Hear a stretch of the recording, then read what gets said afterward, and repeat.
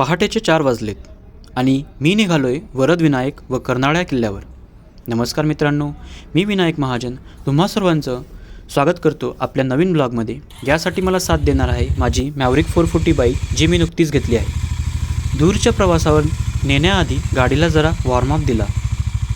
मित्रांना सोबत घेऊन स्वारीची सुरुवात झाली व 1 तासानंतर पहिला ब्रेक झाला.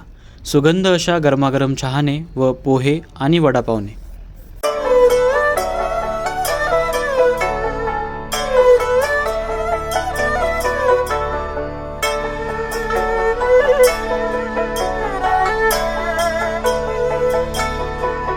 तिथून पुढे मंदिरात गेल्यावर फुलमाळ घेऊन मंदिरात शिरलो व लाईनीत लागून दर्शनाची वाट बघू लागलो. तेवढ्यातच आमचं मन जिंकून घेणारी सुंदर अशी रांगोळी दिसली, ज्यात सर रतन टाटा व आपले लाडके बाल गणेश रांगोळीवर आपली छाप सोडत होते. त्यापुढे सुंदर सजवलेल्या वरदविनायक मंदिराच्या आवाराचा देखावा आवडीने पाहत होतो.